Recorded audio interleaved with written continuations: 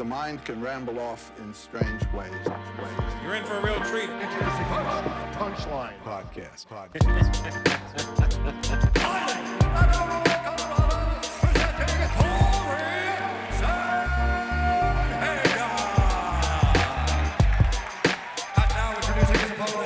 Your next comic has been on the Jay Leno Show, David Letterman. Please welcome the very funny Mitch Fatel. Punchlines Podcast. Oh, that guy's fucking hilarious. Whatever the mind can conceive and believe, the mind can achieve. Punchlines. All right, Punchlines Podcast back. Cory Sandhagen, Mitch Fatel, who thinks that he's a doctor and wants to call it the psychology of combat. Comedy and combat. Don't you think that's the coolest name, Curtis? The psychology of comedy and combat. Clickbait. You'll get a lot more clicks. You Maybe. use big words and like then, that. And then they'll realize that we're not doctors. Be like, they don't fucking talk about anything psychological.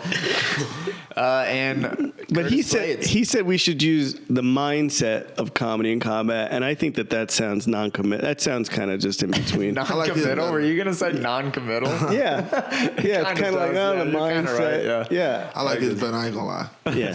Whatever, Curtis. Don't make me take you down, bro.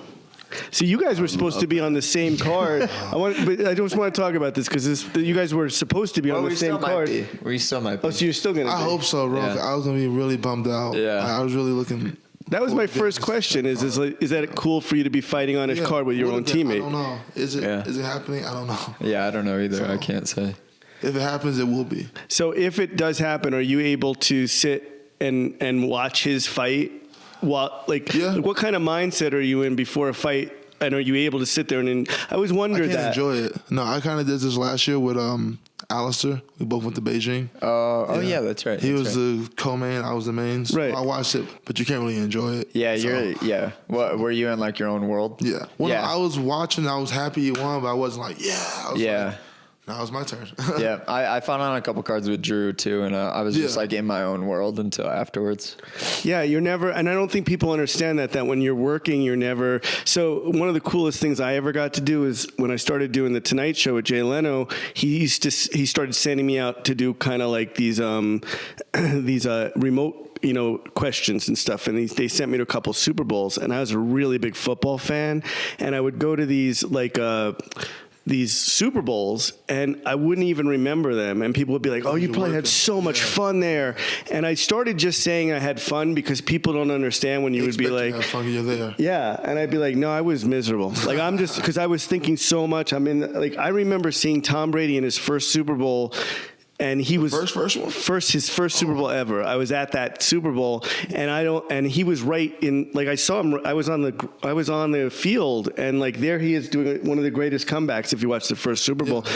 And it's Tom Brady, and I don't even really remember it or care much because I always say like, well, I wasn't sitting in the stands eating peanuts and enjoying myself, you know. That's crazy. So that's one of my dreams to go to a Super Bowl. I can hook you up. Big football fan. Yeah, and that was pretty cool, and that was actually one of the first guys I ever got, I lost, like Tom Brady was walking towards me and I had the microphone and they were like, Tom Brady's coming, go ask him a funny question. And I just froze and I was like, what's it like being so good looking? What'd he say? I think he said, I like your jersey because I was wearing a Tom Brady jersey. It was just lame. Yeah. And He then wasn't the man back then either, though, so he probably had a different mentality. Who wasn't? Tom Brady. Yeah, and no one knew he was going to, yeah. First one. So you're a big football fan? I love football. So did you play Just sports in general or just football? I love football, like MMA, like basketball. I don't really rock with hockey. Yeah. I watch playoff hockey, but I don't really rock with it. You're probably a big baseball guy too, huh? Only when the White Sox are good. Oh, really? Do you really watch them? Oh, okay. Only when they're good because they've been asked a lot. So you can curse. You can curse. Yeah, you should hear some of the shit Mitch talks about. Oh yeah, we're gonna be talking about some good stuff. Well, they've been asked. So wait, you just said something really interesting to me. So would you give up MMA to be a football player? Yes. Really? Yes. And Guaranteed. think about this. You're one of the top UFC fighters in the history of the world. Most people would die to be in your position, and you're saying like, I'd give it up for yeah. Yes. How I come? love football. Because when I fight, I don't enjoy fighting. I enjoy winning. I enjoy like parts of it, but football, I like all of it. I like the trash talking, the hitting, the physicality, the scheming. Like, oh, you guys are in single high cover twos. We should run the ball. Or we should do a slant route. I like all that. Oh, whoa! You know a lot about football then. I like football. I think I actually get paid a lot more too. That too. Yeah. I think I actually understand what you're saying because I've been a comedian for 30 years, and I don't like performing. I like the feeling that I get when I write a new joke. I like everything that comes when I come off stage, but I'm nervous as shit before I go on stage. I don't necessarily like the feeling. I'm very tense. Feel accomplished once you're done. You're like, okay. I love doing it. I love doing it, and you keep doing it. But what I learned I like is, for a while I didn't write at all. For a comedian, and I'm assuming it's for you, same with you guys, it's working on a new move. If you're not working on new moves or something, it probably gets kind of boring after a while. Yeah. There's so much with MMA. Yeah. I always find something else. I mean, there's 500 different things you guys can keep learning. It's endless. Yeah. So for a while, comedy became very boring to me because I stopped writing. So then it just became going on stage, which I don't enjoy. Yeah. But I really love writing new jokes. So when I'm out on stage, the enjoyment I get is literally like as I'm trying out my, what's that? Do you enjoy when they laugh? I don't even notice it. I just know that it worked if I get a laugh. Okay. Yeah, I just know. It's weird. I feel like for me, when I'm in the cage, like the Mark Hunt fight, every time I slammed him and they would go from being to like quiet, I could hear it. And I noticed that. I love that. And that fueled you? Yeah. So what else fuels you? When someone's trash talking against you, does it fuel you? Yeah, oh yeah.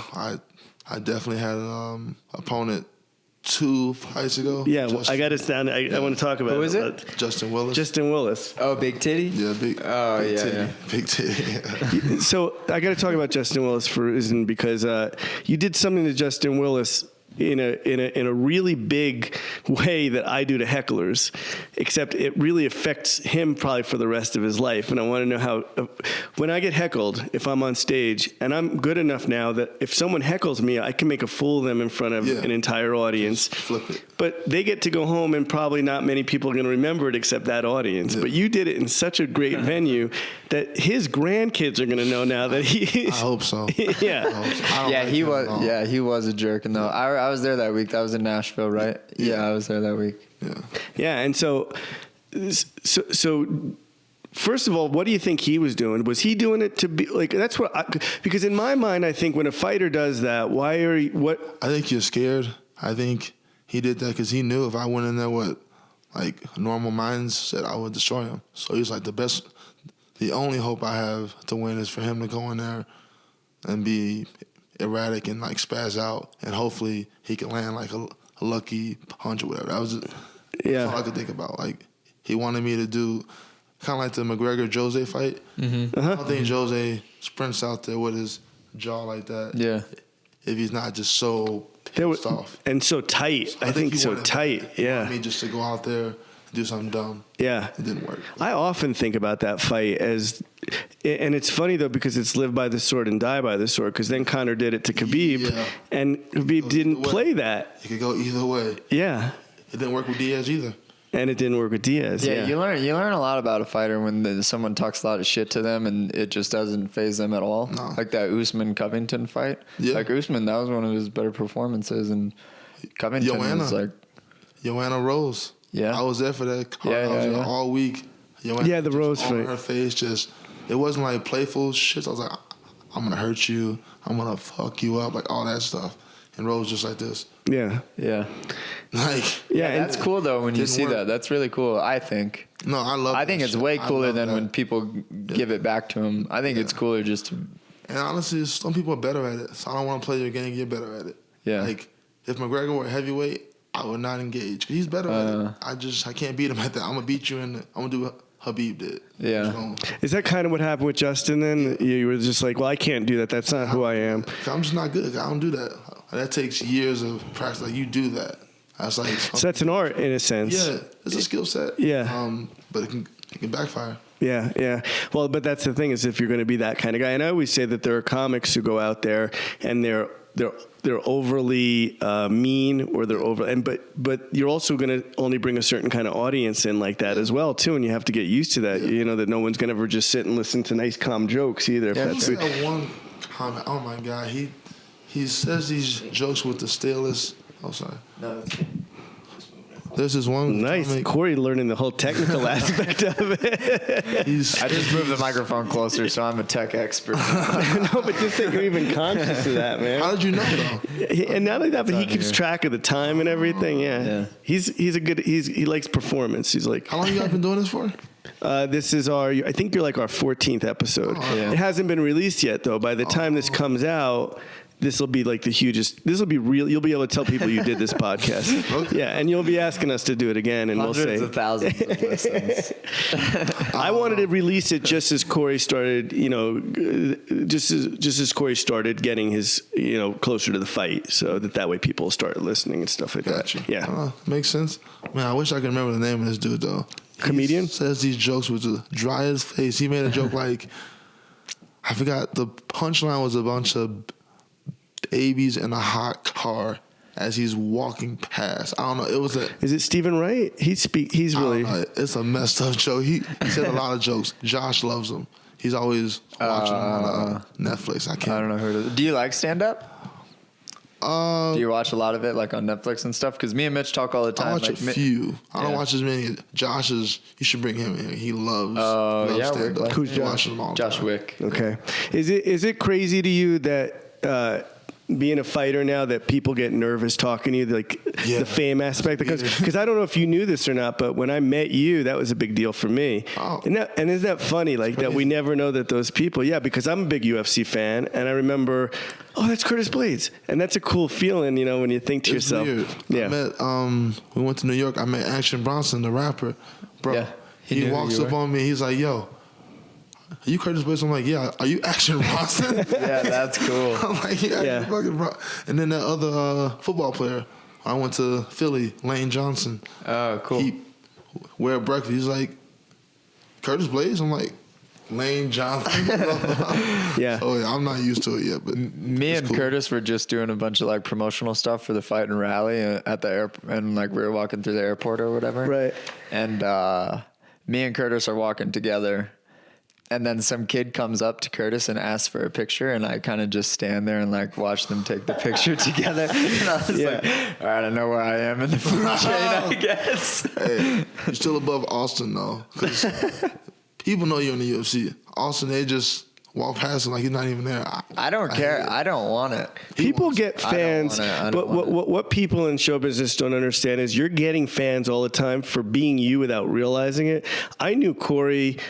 And this is funny, and like, the funny thing is you guys have a two-tiered kind of thing of getting famous. The first is you're fighting, and then the second is that speech afterwards, which, by the way, is that nerve-wracking to you guys? Do you feel like, I have to have something good to say after a win or something? Because that's really important, because that's how I got to know Cory. I liked what he used to say after the fights. He was just really down to earth. I don't know. I don't really. For me, it was always like, because people like you made a suggestion for a walkout song, right? And then like, but people pay attention to all of those other things, but I don't pay attention to any of that stuff. All of it is just like my fight, like the 15 minutes I have to fight. That's the only thing that I really give a shit about. And so I don't ever think about like my walkout song and if people enjoy it or what I'm saying afterwards or if people enjoy it. But I'm starting to learn that you kind of have to do that. All of it's a show. But it's weird. I don't know. Do you feel that way where it doesn't feel like a show? It's like he said, you get famous just for being you. Because I've used the same walkout song since RFA, Mortal Kombat. People love it. But I didn't do it because people loved it. I did it because it gets me going. So I get what you're saying. Yeah. But I don't do it for other people. Like my speeches after a fight, sometimes they're good, sometimes they're not so good. But because some guys are known for their speeches. Derek Lewis has become almost more famous for his speeches than for his fighting. Look at Curtis's face. Curtis hates Derek. But Lewis. I agree, because his speeches have become so. He's gotten famous just off. Yeah. Do you think that that's planned, or is he Ron just? defined there, so I hate that. I hate it. I love it. I'm sorry, but I love it. I know. People love it. I hate My it. balls is hot. There's certain speeches, no, but my balls is hot. I didn't like. I didn't like it. I don't. Stupid. You know what I don't like? I don't like stuff that makes people think that's what I thought it was. You know. Okay, so what I mean by that What is is the like substance? when I love fighting for. I love fighting for the art of it. When I watch fighting, I'm not the guy that just wants to see guys just hit each other. You like to see skill. You want to. I love skill. I love the whole grappling thing. I love when you wrestle. I love all that. Okay.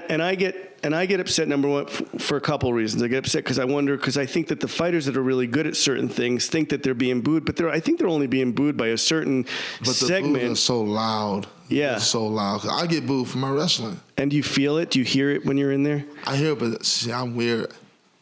I like pissing off people. So the more you do it, the more I want to do it. Yeah. That's why I want to break the GSP's record. I want to get as many takedowns. I know people don't like it. I'm going to do it even more. Yeah. Yeah, It's funny that when you go to the shows, though, like, you've been to, obviously, a UFC card where you're not fighting. You realize, dude, just how, like, wasted everyone is. everyone's And stupid how, like, drunk. and how, yeah, They just say it's just, stupid shit. yeah, it's Yeah. stupid, where it's like, why did I York. give that any value New at York, all? like, oh my God. Yeah, everyone's the whole wasted. Fight, the whole card, people were spewing the most retarded things. I don't know. Yeah. It's just fans, MMA fans, we have a thing. Our fans, they don't know when to boo. They don't know when to clap. No, first of all, What were you going to it say? resonates All fans? so much what you just said with me, so much what you just said with me, because whenever I sit in an audience of just watching stand-ups, if I'll go with my wife to see a friend or something, I'm like, everybody's drunk. Why do I give a shit if people don't like me? I'm like, everybody's drunk, everybody's talking. Half the time they're looking like, I'll see people right next to me and I'll want to go shh, because they're going like, should we get the chicken wings, whatever? And I'm like watching, I'm like, I spend so much time on these lines. They don't care. And I'm like, No one it's gives just a an shit. audience. I know. Yeah. Isn't that crazy? I had that moment one time too. I had an amateur fight and I went after the crowd, and I remember how big of a deal it was for me in that fight, that fight in particular. And I went into the crowd afterwards and everyone was texting on their phone while the person was fighting. And I was like, damn, these people don't give a shit. That's why I don't give a shit what people say. I'm just like, these people are only saying this just to want the bullshit. experience. Like they just wanna be literally there. don't care. They want the pictures and they want to be like, oh yeah, I was there, but they didn't even watch. Yeah. I watch basketball games. I watch football games where they scan the crowd. Half of them aren't even in their seats and the other half on their phone. And we're at a really weird time now socially where everybody's feeling so famous with their own phones because they put all their YouTube videos and stuff. So it's now that they're there, they want to show everybody that they're there, and they're, and it's That's what it's all about. Yeah, I was there. Yeah. But like I was saying, so for me, the reason why I started to like the fights was the technical aspect of it. And I thought to myself, that's why I'm not a boxing fan. You can name 1,000 boxers, I don't even know who they are. Not boxing. Because in my mind, I'm like, well, that's just too one-dimensional for me. And I'm like, well, the reason why I like MMA is because there's two different. Because someone could be an amazing striker and then all of a sudden they get taken down and they don't know what they're doing on the ground. And I'm like, so whenever I hear people booing, I get upset because I'm like, well, then why are you at my sport then booing what this is about? I don't know. And that's, That is the greatest question of MMA. Why do you go to MMA fights if you don't like it? Well, but I think what you're right is the boos are so loud, but it's really a minority of people. Yeah. The people who are booing, I think, I think so, yeah. Yeah, it's a minority. so, yeah. But just, like I said, they're so loud. Is there pressure from the organization to trash talk to get your fights? Because I always feel like I'm probably one of the few people that I don't need any of that. I don't need the trash talking. I just like watching. I think the fighting is cool enough. I've never had any direct pressure, but I know the business. I know they'll push me more if I tweet, oh, this guy sucks. Right. They're going to post it. They're going to repost it. I know they'll give me more high profile. That's how it goes. The more you talk smack, the more the UFC's going to give you a little bit of preference. Yeah. And that, I don't mind that, but I'm not going to participate in that. So you seem pretty comfortable in your own skin. Have you always been that kind of person that's just comfortable with yourself and like, well, if people boo me, because if people booed me, I got to be honest with you, I'd go home and be depressed for 6 days. It took years. I think growing up with a speech impediment, I stopped caring what strangers think. Like, if you don't know who I am, I really don't know your opinion. Yeah. So, And have you always had that? Mm-hmm. Yeah, since you were born. Do you think that, so having a speech impediment, was that one of the reasons that you became so tough? Was it one of those things? Because to me, I go to the Mike Tyson thing almost, of like that he sounded different and he became so. I did sports just to make friends. Like, honestly, I did. Really? I wanted to play. I did football because I loved the sport, and then wrestling. All my friends from football wrestle, so I was like, I want to do what they're doing, and then I ended up being good at it. So I didn't have a plan when it came to sports. I was just doing it because it was fun. And what did you think That's cool. Yeah. That's a good reason. What did you think you were going to do for a living? I went to Northern Illinois University, and I was a history major. I had no idea what I was going to do with that. Really? You were Imagine Curtis as your history teacher. I like history. I don't know what I was going to do with that, but I like history. I like ancient European history. That was my major. Oh, that's cool. I don't know what I was going to do, but my backup plan was always, even if MMA didn't work out, my dad's a cop, my older brother's a cop, my younger brother's a cop, I was going to be a police officer also. Yeah. That was my backup plan, but I don't want to do that. From the south side of Chicago, right? Mm-hmm. Yeah, you grew up there. Yeah. Yeah. So, yeah, actually, I did some research on you. So you won your first 5 pro fights, and that was in Chicago, right? And then all of a sudden, you're in the UFC. So what is the difference in, first of all, what's the first main difference that you noticed going from Chicago to all of a sudden the UFC? Like, you didn't even do any, you just did one smaller organization, and then boom. No, it was really hard to find me pro opponents. So my first 2 were in Chicago. Then we started having to branch out. I did one in Oklahoma. I did one in Myrtle Beach. And what was the biggest one you had done before you got to the UFC? How many people? RFA, it was in Orem, Utah. So I don't know, like 2,000. And so all of a sudden you're in front of 20 to 50,000. Yeah. Does that do anything to you? Yeah, the lights. I won't lie. All the media, all the lights, all that stuff. It kind of got to me because I wasn't used to that. Yeah, I didn't on the regional circuit. You don't have all that, so it was a bit of an adjustment to just. I got the call. You got on like what week's notice? I got 2.5 weeks. Okay. So just a little more than you. Was that for Francis? That was your first fight? That's a really weird first fight, huh? When you look back. We didn't know who he was. We didn't know. I don't think anyone really knew who Ngannou was. Yeah. But until after that fight. And then, so I was more so apprehensive just about the moment as opposed to the opponent. Yeah. So I'd ask you a question about that. So as a comedian, I'd be lying if I didn't say that when we have a really bad show and another comedian's going on after you, we kind of don't want that comedian to do good because you're like, that'll really show me up. So we take it, and it's weird because it's just psychological. We do take a little bit of like, kind of like a breath when you see someone else dying after you because you're like, oh, okay, good. Yeah. So in a sense, did you find any kind of like solace in the fact that you're like, okay, well, it was Francis. He went like my first loss. At least he went on to be one of the best fighters of all time. Like that helps. You don't want to lose to a bum. Yeah. You don't want that on your records. Yeah. So yeah. If I'm going to lose to someone, I want them to be on my level, and he's on my level. Yeah. I respect him. Yeah. And yeah, after he beat me again last year, I got over that one even faster. I was over that one before I even landed back in America. And why do you think that is? Because just the nature of the sport. Like sometimes you will lose. Sometimes you do everything right. I had a great camp. I was in the best condition of my life. We had a great game plan. We felt, had I got him on the ground, we knew what to do. The system, everything. He caught me. Yeah. It happens. Yeah. Yeah. That's a good attitude, man. Was it always like that? Like versus the first loss versus second loss to him? The first loss, I was depressed for like a month. Oh, really? Depressed in what way? Like, how do you? What is depressed for you? I was just sad. Wasn't happy. Food wasn't good. Wow. I wasn't eating.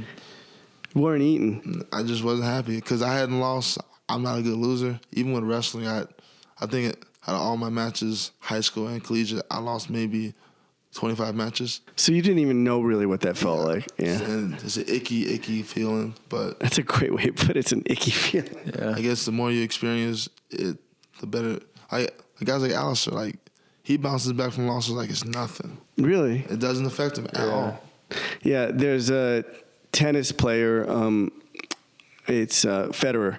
I have a friend who played pro tennis, and he said that Roger Federer. He said one time he saw him backstage after a match that he had won, and he said to his manager, "Okay, where do we go now?" And his manager told him, and he was like, and he actually said, "Did I win that one or lose that one?" Mm-hmm. He forgot within 10 minutes after the match if he had won or lost. Whoa. Because he would and that's the best tennis player of all time, because he would let the losses and the wins go, because it was just living in the moment, like, okay, this is the next thing I need to get to. And my friend said, it was Mike Costa, the comedian I was trying to get on. We have to get him on one day. He said that Federer was just like, did I win that one or lose that one? And I thought and I remember thinking, God, I wish I could let go of both, because first of all, one of the things I've learned about any successes in my life is they feel good for a couple of days, and then gone, and then it's gone. So you almost have to just enjoy the journey more than anything, and that's the lesson. But I do the same thing. My losses as a comedian, whenever I die, like, they affect me so bad, but they don't just affect my day; they affect who I feel as a human being. No, a loss.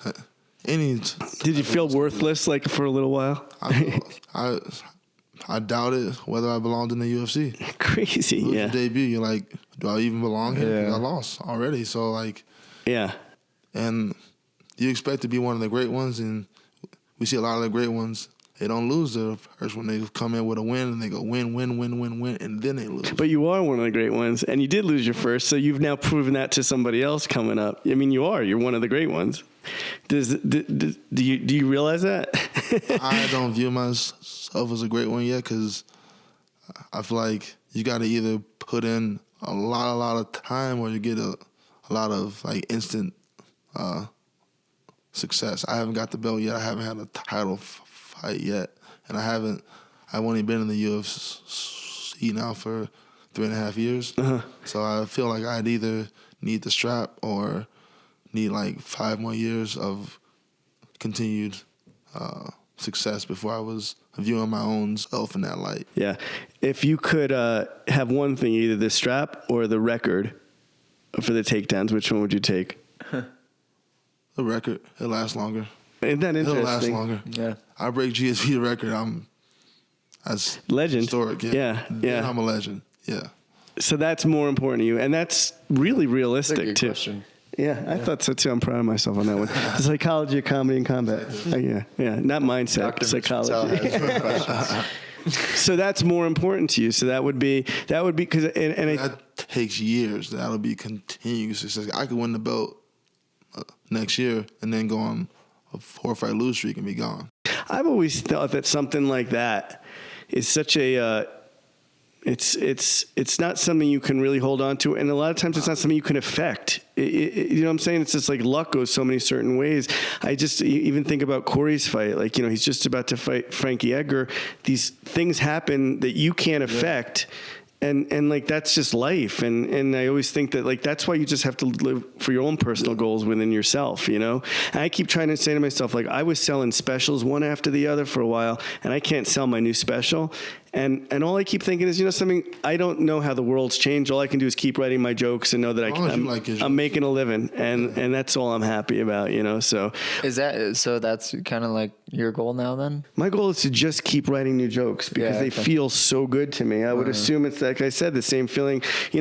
I just like to keep seeing that I'm good at something. And even doing this podcast, it's just like, what I want to tell my son. I know you just had a daughter. How old is your daughter?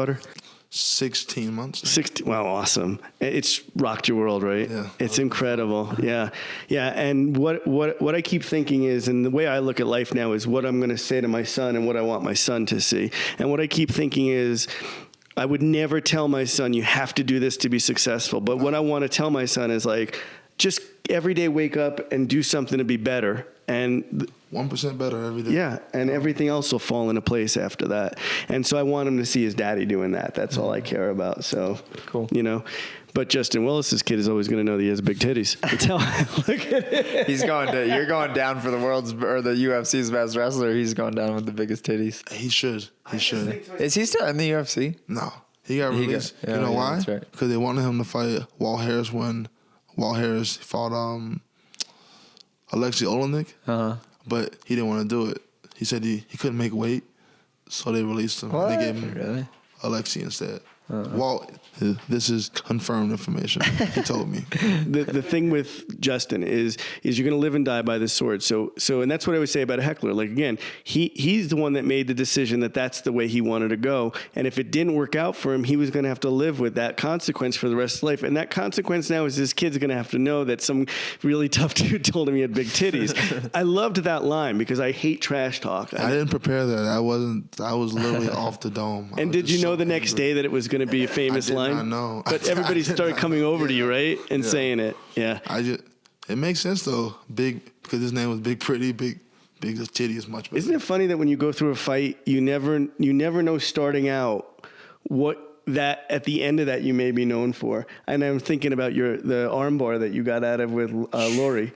That was crazy. And you're just going into a fight, and you say you get questioned about that often, right? That armbar, and his answer is just kind of boring. It's just like, I just knew I had to get out of it. Dude, all of my answers to everything are boring. People expect like simplest, pilots to have stupidest person. these crazy, like, I was thinking he can rip my arm off, but I'm not giving up. Yeah. Like, I don't think like who thinks like yeah. But that's what they want, and if That's you what give they it to want. them, they'll They're like, like, they'll blow you up. For it. They'll pump you up for it if you give them what they want. They want the Mike Perry answers. We gonna bleed. Yeah. We gonna bleed. I don't want to say all that. Well, my wife and me are watching, Cory's fight with the armbar, and my wife is like, oh my God, how did he get it? Whatever. And I said, my wife asked me, I said, well, I've asked Cory about it. And the answer is just, he said, I was in an armbar and I had to get out of an armbar. Yes.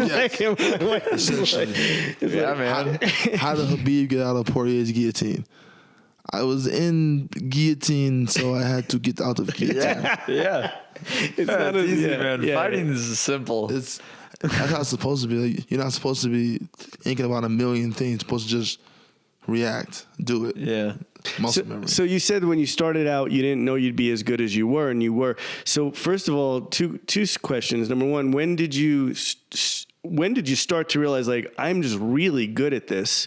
And also, and how did that feel? Was it a weird feeling to suddenly realize, like, wow, most people can't fight me? Like, I didn't realize it until after I moved here and after I had a camp with Team Elevation. Yeah. I went out there and I won a bonus, and I kind of like really hurt a guy. I never really hurt a guy like with my hands, because I was always very wrestling and dominant. I didn't really have no hands until after I moved here. So I was able to use my hands that I just gotten, and I was just like, man, with my wrestling, and I know my hands are gonna get better, I could be really good at this. yeah. And then just to like realize it and just accept. I mean, I've always been a big guy, so I've always. Were you always big when you were young? Yeah. Yeah. I've always known I have the potential or the capability to really hurt somebody, but now having the skills to go with it, it gives me a sense of calmness. Like, I know something pops off, I'm good. Yeah. So as a short guy, I have to ask you a question. So if me and you were in the same school and you were the big guy, would you have been the big guy that beat me up, or would you be the big guy that would beat up the guy that wanted to pick on me? Because those are the big guys I liked. You're speaking to the kid with the speech impediment. Okay. Me and you we would be together. Yeah, dude, I was really small growing up too, and I didn't like get in a lot of fights, but when I did, I always had my big friend Marquise just fight the people for him. Marquise would always beat their ass if they said anything to That's me. the dude we met in Nashville? No. No. Because when I was a kid, there was a really big kid, William, I still remember him, who used to pick on me. And there was this mean-looking black guy in our school. I went to a school that was maybe had like 5 black kids, and it was a mean-looking black guy that all of us little white kids stayed away from because he looked so mean. And I stayed away from him, whatever. And one day William was pushing me, and it was like an ABC after-school special. It was just worked out so beautifully. This guy came over and said, the mean-looking black guy came over and he's like, why are you picking on this small white kid? Why don't you pick on me? And then just said to him, this is a true story, said to him, he knew my name. He said, Mitch is going to beat the shit out of you now, and if you hit him back, you're going to have to fight me. and this was like a movie. The whole school came around us. And in the politically correct version, I would be like, violence isn't the answer. But in the real version, I just wailed on this kid. And I wailed on him so hard that he ran home from school. He ran off the schoolyard and home, and I got on the shoulders of the black guy, and he carried me around the school, people cheering, and me and him were best friends after that. I was like, when does that happen? Yeah, that's I was cool. always like, you know. How old were you? I was like 10 or 11 years old. It was a couple of years That ago. can't happen. That can't happen with adults. Because in high school, it's weird that bystander effect is really strong in high school. What is? The whole like somebody's getting picked on, Right, yeah. nobody's gonna jump in high school. Yeah. It's weird. People just like, well, at least it's not me. But in like those years before then, you still have a heart. Yeah. So I guess that's when it. Yeah, and then the last thing I remember, last fight I ever remember, and I'm mad at myself for this. I don't know if I brought this up on the podcast before, but there was this guy that we were like, do you remember in school when there was a fight, people would be talking about it for the whole day? Yeah. Like it'd be like, oh, there's going to be a fight over at the mirror.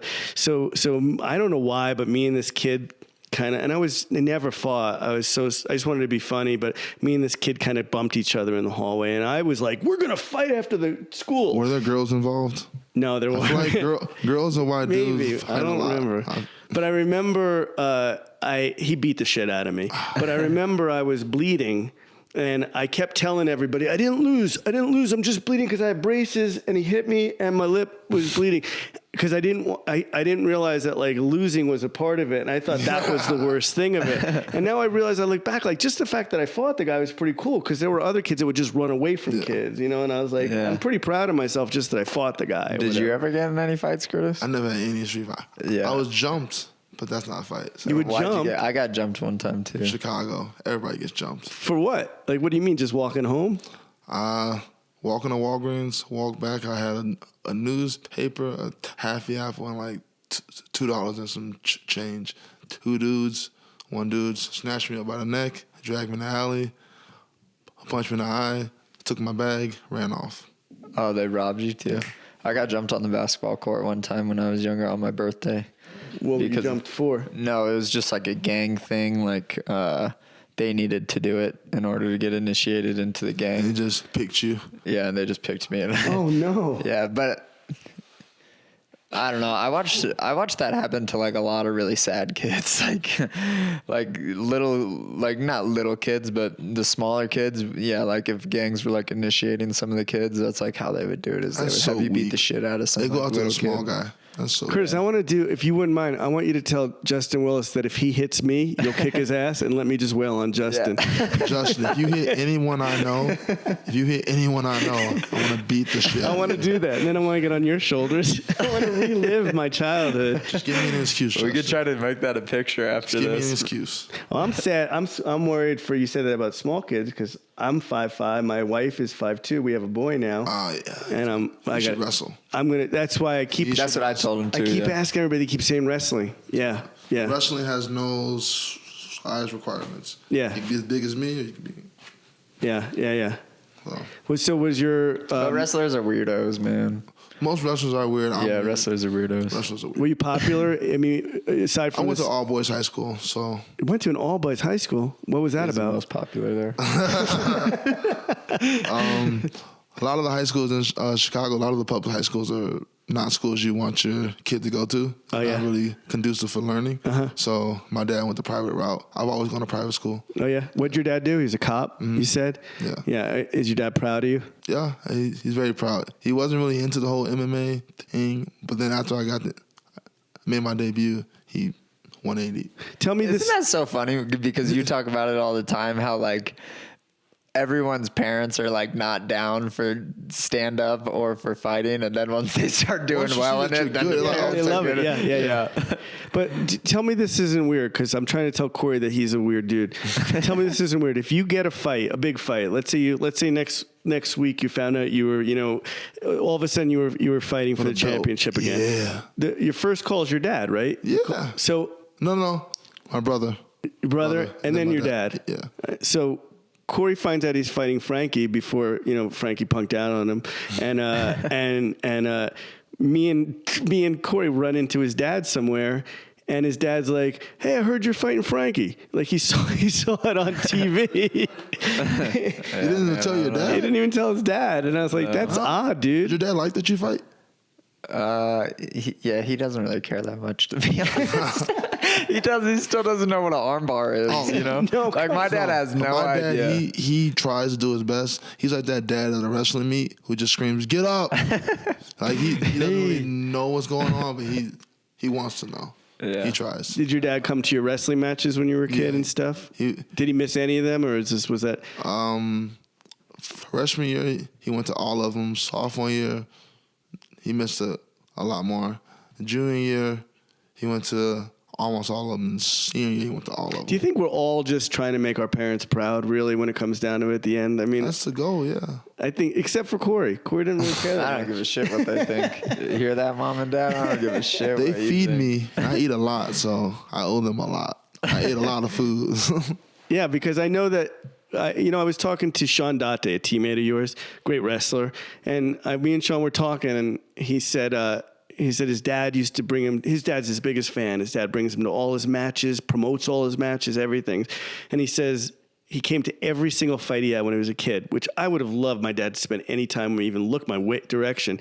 And I said to Sean, "Do you remember that?" And he goes, "You know what I remember? I remember I didn't really care about the wrestling. I just knew that we'd go out to eat afterwards." Yes. And I was like, man, that's so beautiful. It almost Win, made me. lose, or draw, we're going to go eat. Yeah, he said that was what he looked forward to. Is that a sweet thing, or is that like a wrestler thing that he was just really hungry? And Yeah. because that's what Probably it that sounds too. more like. Right. That, bro. Maybe I looked way too deep into it. Yeah. You think it's really nice when really he's just starving. He's like, feed me. So do you feel any difference leading up to a fight? Like you have a fight in 4 weeks now, right? Yeah. So for me personally, if I'm much more relaxed if I wake up in the morning and I know I don't have to do a show that night. Believe it or not, my whole day is great. But if I wake up my whole day and I know I have a show, no matter how long I've been doing this, it's on my mind the whole day. I've gotten a lot better at like compartmentalizing, like being able to like the fight isn't until this time main event, so it's not gonna be until 10 p.m. Why ruin my whole day being all like stressed out about something that's not gonna happen? It has to happen, but it's not gonna happen until 8 hours later. So you're able to just take it and put it in another. I just enjoy my day. I hang out with my dad, my brother, whoever's there. I watch a movie. Sometimes I go to the movies. Sometimes I read. I just distract myself. I don't want to think about it because I know it has to happen anyway. But it's still probably there, right? It's still in your head. You know you're about to, yeah. Yeah, it's always there. Do you notice a difference of yourself, like in a training camp, knowing that you have to fight like a specific person versus not? What are you, like more on edge and stuff, or? I'm just more detail oriented. I have more goals. Like when I'm just out there sparring, just to spar, I have no goals. But when I'm at this camp, I have specific goals to what I want to do. So do you notice things in like your personality or like your attitude? Yeah, I'm way more edgy. I know. Yeah. Are you more edgy? more edgy. Is it because of the weight cut? No, I don't have to cut deal no with weight, that. bro. You eat hamburgers. You and don't cut any weight? I'm 260 right now. So you don't have to. So that's a big part of a heavyweight that you don't have. I never knew that. No, yeah. When we were on the airplane just a couple of weeks ago, I was like packing my snacks and shit, and I was like, "You don't know this life, Curtis. I you don't know don't. what it's like to be bringing snacks on an airplane because you can't eat Dude, like the That's airplane alien food. to me. I don't went know to me and Drew watched Colby Covington fight, and him, his girlfriend, Joey, your sports psychologist, we're all sitting there eating wings and stuff, and Drew's got a little tin of like salmon or No, something. Drew does this to himself. Yeah, Drew he does blows up out of camp, and then when he gets back into camp, he has to live like that. Oh, really? Is that Maybe, I don't know. He blows I know up. that he cuts He a lot of weight, and that really sucks. how much weight do you cut? Like, it's hard because if I say 20, you're like, whoa, that's a lot of weight. But if I walk around at like 155, realistically, I only have to lose like 5 or 6 actual pounds of like fat and stuff. And then the rest of it is just water. And how do you lose the water? Was that just like the steam room and stuff, or? So you do it in different ways. You do it like by water. Everyone does it differently. you like water load, so you're just drinking a lot of water, like 1.5 gallons a day or 2 gallons a day for like a week or so.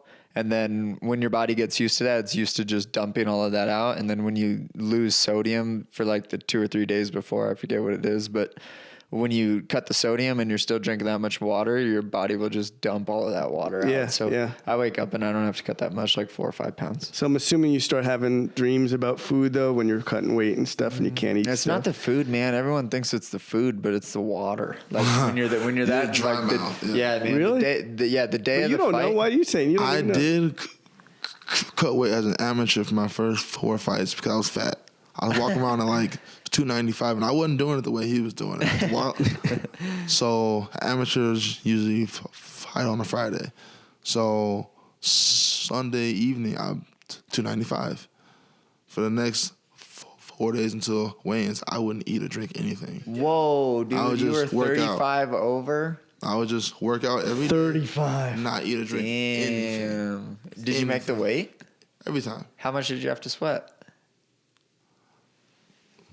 30 pounds. I was losing just like fat. Like I still had boobs and shit, but I was like getting just enough down the weight and I blow back up.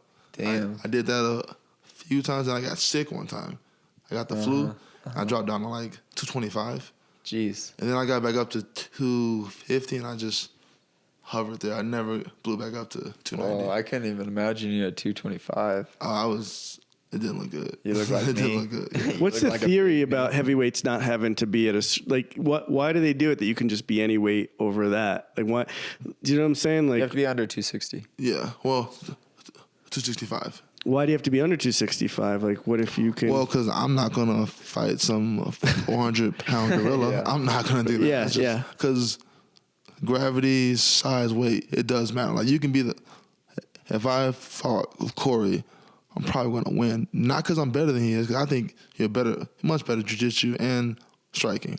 I would win just because I'm bigger. Yeah. Like It's just like the laws of nature, man. Yeah. I hit him one time with a sloppy haymaker. Game You over. brought that up to Yeah, me but once you wouldn't before. be You able said to that's hit why me. there's weight classes. Curtis wouldn't be able to hit me, though. Corey once asked Cory. Don't talk over me, Mitch. I'm Curtis sorry.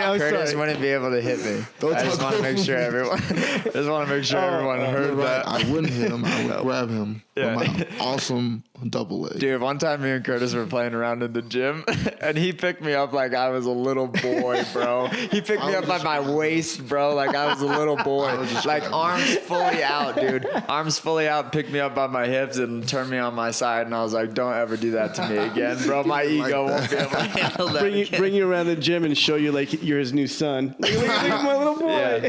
Picking me up by my shirt. Yeah. By the back of my pants. I'll give you a wedgie.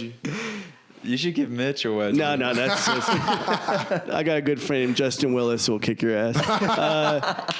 No, but I wanted to ask Cory, I was like, what advice would you give me if I was out with my son and like a guy come over and he's like, the advice I give you is if the guy's bigger than you, just always walk away. Yeah, It's like, walk that's why away. there's weight classes. Yeah, I was like, that's what my tough fighter friend told me. It's like, run away fast. If a dude like me walks up on you, hope you got a gun. Yeah. Hope you got a gun. I don't even know if a gun would take you down, quite honestly. It would scare me. It would scare me.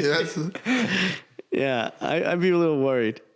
That's one of the number one things that happens to me at shows with big guys. I've told Cory this is like really big guys after shows come over to me and they ask if they could pick me up.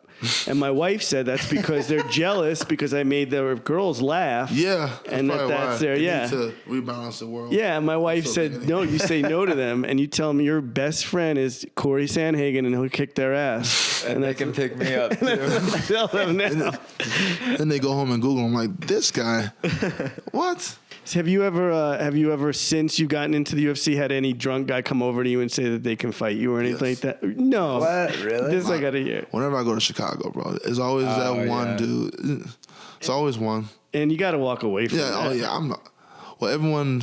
I only go to bars I used to bounce at because I drink for free. And everyone like takes care of me. So the bouncers, they see someone walk up on me, they get them out. Okay, good. So you don't have to worry about that. And on that subject of fighting Cory, if you had a choice to fight one guy in the UFC that's not in your weight class, who would it be? Kobe. I think everybody would say that. I want Kobe. This is what he's brought on himself. he has heavyweights dreaming about smashing his face in. Yeah. This is what he's He done. has everybody dreaming about smashing his face. But no, this is what he wanted, though, because now we're talking about him. Just in a negative way. I just wonder, though, I mean, and again, I always go back to your kids, and I always wonder, like, he's going to have to pay penance for this one I day. think about that all the time. Like, everyone's like, well, we know it's a shtick. We know he's just doing it for money. But still, the imagery, the audio, Brazil, you're just a bunch of filthy animals. Explain it to your son. Tell your son you did that for money. What values does he have now? I'll do whatever for money. Demi and Maya said that he won't trash talk because he doesn't want to teach his kids that that's the way you're supposed to be in life. And That's a good reason. And I love that. And I love Demi and Maya, but he doesn't sell tickets. But I love him, and I love watching him fight. He doesn't sell tickets because he hasn't been on a winning streak. If you're winning, Habib, he sells them. Yeah. Yeah, Habib's really colorful, though. Don't you agree? Like, I don't think so. I don't think he's a colorful guy. He just says whatever. Like His freaking fuzzy hat. that's maybe more a like little bit, tradition. yeah. That's more just like I don't that's know. his I country. like him. But man, even I look at someone as like Max Holloway, and if Max Holloway isn't the champ for as long as he was, I don't think people really care No. about him that much. No. I agree. Because he doesn't say anything I agree. outlandish. He's really like centered. He's a really grounded guy, and like he doesn't cross any lines or give any clickbait to anyone. He Same just thing keeps with it Stipe. real, and people care because he was the champ for so long. It's funny because at the end of the day, people are going to say things about Dana White wanting people to trash talk and all this stuff. But really what it comes down to, and I think this is what we always have to realize, I used to think I was a comedian and it was a big art. And then I realized, like, I'm just selling alcohol. They just put me on stage so that they can get people in to buy alcohol. The background noise. Yeah. That's what we're doing And too. so that's what I Background realized. noise. That's what I realized. It's like Dana's just running a business and you guys are the fighters there. And he's just Yeah. trying to get as much money as he can for his business. I get it. And, I get it. I just, as long as it doesn't become like a rule, Right. we have to do it because I'm not going I to do it. agree, yeah, and that's I'm what I'm not going saying. to do But it. you can't change who you are. Like that's what I'm saying is like I've gone on stage and died, and I've had owners come over and be like, "Can't you be a little louder?" Because I do a character on stage, and I'm You know who I am. You know who I was when you booked me. Yeah. So don't be surprised when I give you the performance that I've always given. unless I'm performing for those filthy animals in Brazil, then I totally bring it up a little. You know? So They would assassinate you. I'm surprised he's been alive for so long. If he goes to Brazil, he'll for sure get punched. He or can't go something. back. Yeah. So what's his life like, do you think, day to don't day? know. I mean, I don't know. I am either. really interested in a I guy. hear I he's don't want to a live that nice way. guy. No. We met him in New York. He was super, but I don't care. I don't care. I think it's fake. I don't like fake. I think it's super fake. I always said to people, the one thing I can never be in my life is a phony because I always feel like people figure you out. But I'm beginning to think it's not phony because I thought, my thought was, what is he going to finally do when he loses? And then to sprint out of the ring and not even give Kamaru any kind of I wanted to handshake. hear that post-fight interview, bro. You give me what I want. Yeah. I wanted that post-fight. I wanted that. Yeah. I don't care that your jaw is broken. You use sign language. I don't care. I wanted that. Yeah. I wanted that. Do you think having a daughter is going to affect any way you fight, or has it done anything? Because it's affected me having a son. That's why I ask. It definitely gives me just greater purpose. I don't fight just for me. The money isn't just for me. Yeah. The money's mostly for her, if we're being honest. Yeah. Yeah. So, Yeah, I get it. Yeah. Cory, your money's mostly for me, right? yeah. No, that's your life, yeah. That's how it was before Harley. The money was just for me. Yeah, But me now too. Yeah. Harley's here, so Yeah, I feel definitely like I was telling Cory we were talking about what keeps us up at night. And you don't know why you were upset. You just said you didn't sleep last night. You really don't even know why, right? Yeah, I don't know. Although I think it's kind of a coincidence that Frankie was fighting while he was. So I think there's It might be. I really wasn't stressed about that. I was really okay with whatever. But I don't was think you gonna knew you were happen, but- stressed. I think. did it's you want him outside to of us. win? That's a good question. Yeah, I wanted him to win, and then I wanted to fight him. Yeah, it would have looked I good for rooted me. against him. Want to know my reason? I rooted said to against my wife, him. I wanted Karma to get. Yes. Yes. Karma could have got him by me fighting. No. I'm not gonna lie. How it went down was how I wanted to Yeah, go me down. too. I wanted him to get You starched. guys are bad friends. I said to my wife, I said, I know that if he gets a one-punch knockout, it's good for Cory. It's good Yeah. for everything. I know. But then it would have made it, in my mind, worth it for him to do something that got my friend, because you're Then my another friend. guy was gonna do it. If he had profited off of what he did to you and like had it worked out in his favor, he could have started off a domino effect of guys pulling out and being like, well, I'll be back if I win this fight. I don't want that. Yeah, I see the angle, but I also think that there's a lot of behind the scenes stuff that I'm sure that I don't know about. Like, who knows? Like, You're giving him the benefit of the doubt. Yeah, and maybe it wasn't Frankie's decision. Maybe it was his coach's decisions. Maybe it was the UFC who really pushed it. Maybe he really was in a bind for money, and it still makes me upset though. Yeah, it still makes me upset too because it values. It just puts a value. Yeah, they don't value. They're like, puts okay, a different value. I thought that he just wanted to fight at 135, so that he could make a run at the title, and that isn't what he wants to do. And like me, for my values right now, it's like I'm trying to create a legacy, and so our values are just different, and that's okay. And who knows what happened behind the scenes for that to happen for him? But no, I wanted him to win, so it would look better for me. It's interesting. And I was trying to get behind that because I figured it'd be good for you. But then I was like, but it wouldn't be in my heart that I was like, I wanted him to. Honestly, it was a win. Man, I think he's a good guy. Had he won, I guess it's a win. But he lost. It's still a win. Win-win. Yeah.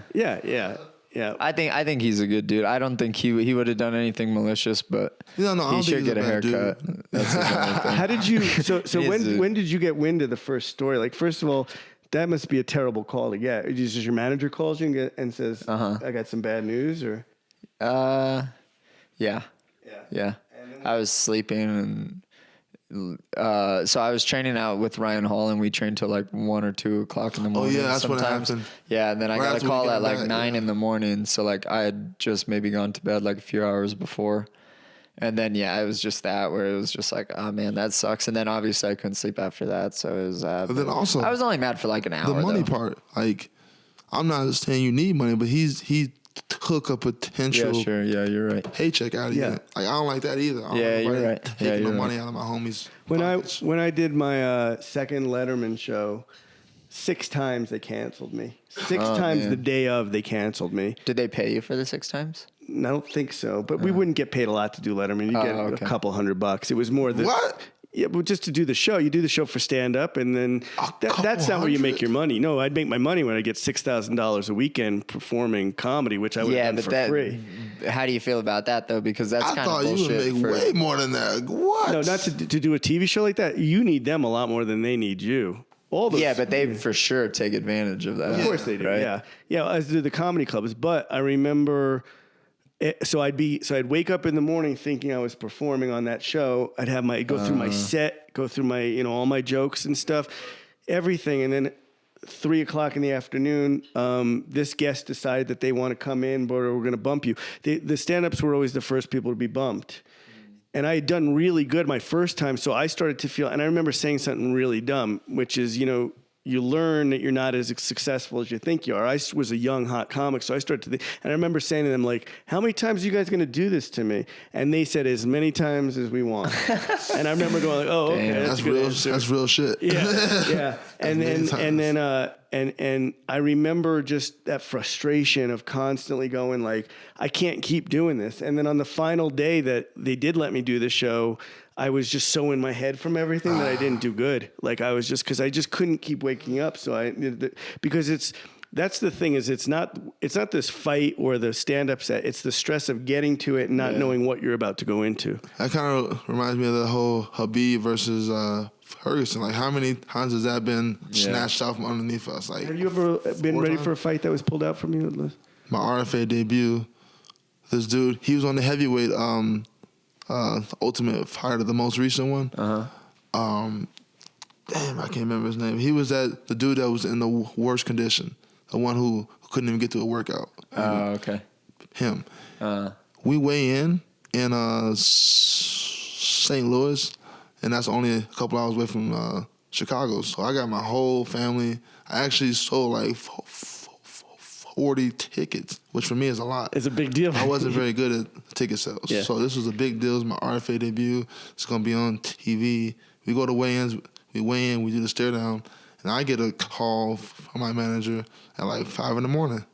Homie left because his brother-in-law has some type of illness and he might die. So he drove all the way back to Arkansas. In the dead of night. And you're just about to, That happens a lot on the lower levels. That happens a lot where people pull out of fights and you do all this preparation. Though. Even at this is RFA. Yeah. he just left. Like, we weighed in and everything. I'm like, the fight's happening. Like, we weighed in. I'm like, I'm mentally getting ready in my morning, like, and I get the call, yeah, your guy left. Yeah. I was like, what? How? See, that's why you need to cut weight, bro, because that would have been like a victory lap for you to like the donut shop if you got that early call, because then you could have just started eating garbage earlier. I called off work. I was a bouncer. I missed 2 nights of work. That's money. Yeah, that's money. I was pissed. Yeah. Yeah. So I got two more questions for you before we let you go. You've been really awesome. Thank you for answering all our questions. So the first question I have is, I forgot it. I've been hitting my head too much. Is it was it why such a good question while he was talking. Do you like his pajama pants?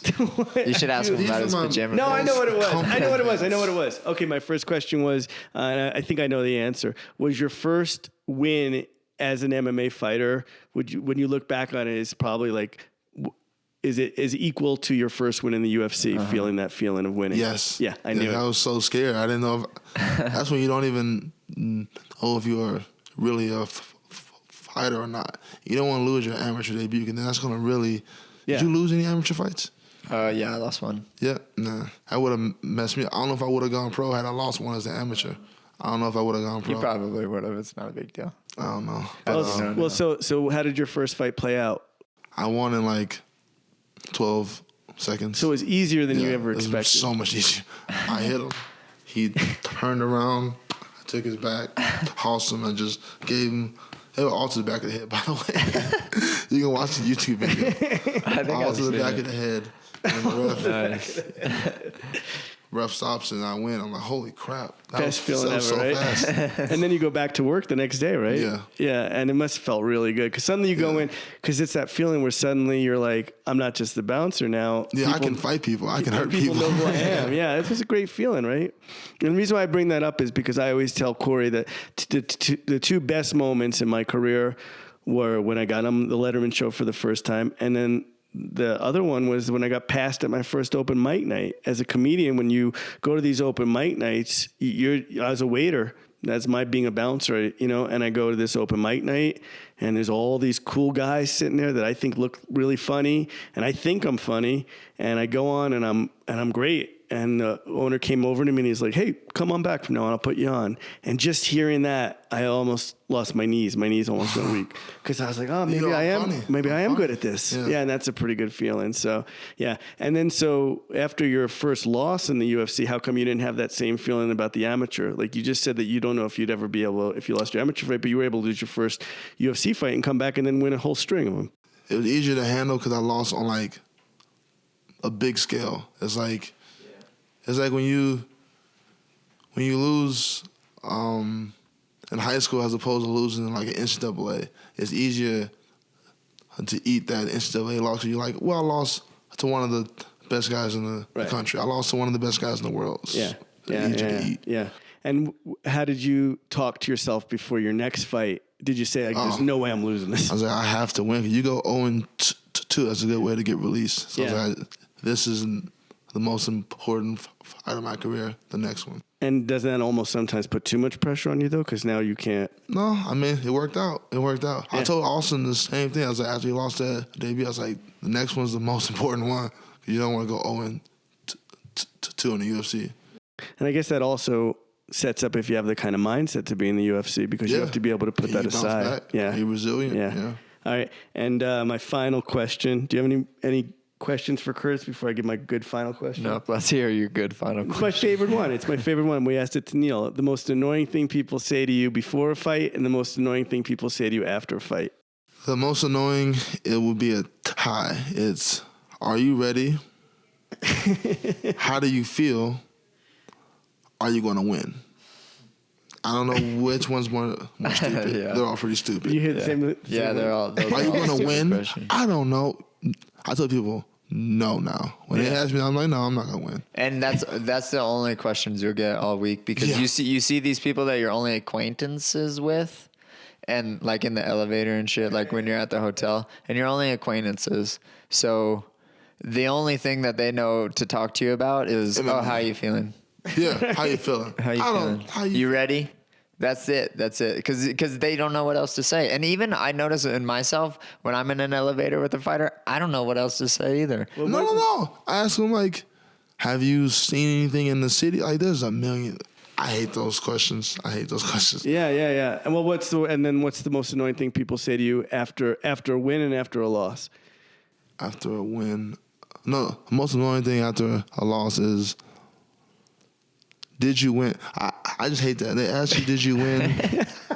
I just hate it. You gotta say no. You say no, but I take a lot of Ubers, and I take a lot of Ubers. So like, when I win and the Uber driver asks me, did you win? I'm like, yeah. They're like, oh, yeah, great. Congrats. I'll be watch you next time. Yeah. You lose. Did you win? No. Okay. I would just say. It's just dry and it's dead. And it's like, why? Where do we go from here now? My thing is, they go, you're a comedian. Say something funny. That's on top of are you going to win? And I still haven't found anything that makes the moment less uncomfortable. I've landed on just like, you have to pay me because that's what I do for a living. Yeah. And that even gets uncomfortable. No, really say something funny. Like, I don't know how to do it. And I just, yeah. So you should come up with some like you gotta have real one dark, ready. like fucked up joke and just like drop that on him. pedophilia or something. Yeah. Something way out there. Yeah. You ask a dumb question, you should get a dumb answer. Yeah. You should get a dumb answer.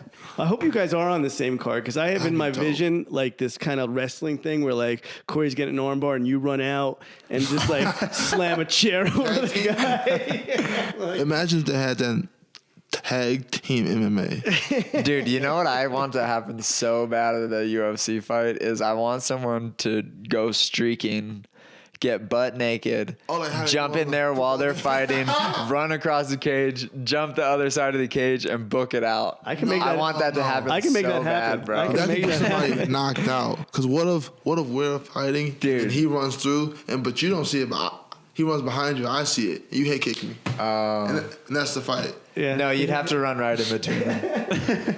Or like in between rounds or something. I want don't want that to nobody getting happen hurt. so I don't bad. want nobody All getting I'm hurt. saying is this is my podcast partner. If something's happening to him, I want to see your ass come running out of the back. I got you. And just But If you're listening to this really quick, please do it in my fight. too.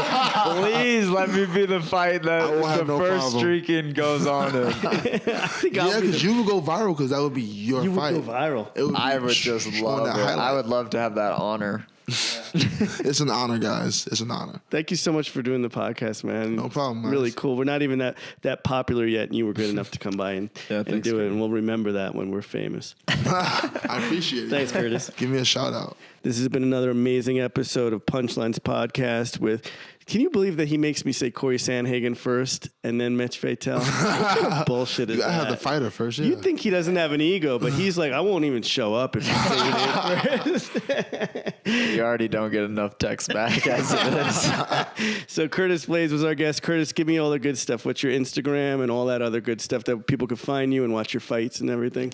You guys can find me at RazorBlades265 on Instagram and on Twitter.